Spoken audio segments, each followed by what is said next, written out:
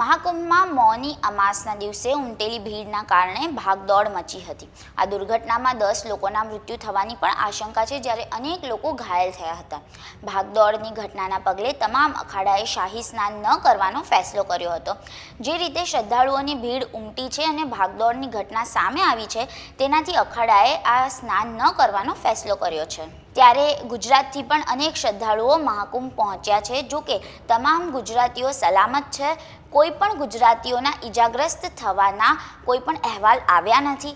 ત્યારે ગુજરાતના લોકો માટે રાજ્ય સરકારે ખાસ બસની વ્યવસ્થા કરી હતી, જે 27 જાન્યુઆરીથી શરૂ થઈ છે। અહીંથી મહાકુંભમાં જવા માટે પણ મોટી સંખ્યામાં શ્રદ્ધાળુઓ ઉમટ્યા હતા।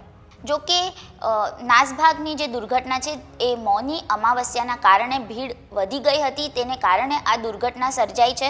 વડાપ્રધાન મોદીએ ઉત્તર પ્રદેશના મુખ્યમંત્રી યોગી આદિત્યનાથ સાથે મહાકુંભ મેળાની સ્થિતિ વિશે વાત કરી હતી। ત્યારે નાસભાગ બાદ મહાકુંભની સુરક્ષા વધુ વધારી દેવામાં આવી છે।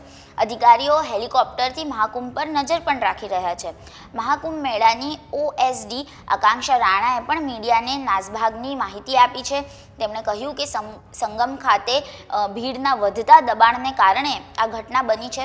હાલમાં મહાકુંભમાં ભક્તોનો પ્રવેશ બંધ કરી દેવામાં આવ્યો છે। ભક્તોને માત્ર શહેરની બહારના વિસ્તારોમાં જ રોકવામાં આવે છે।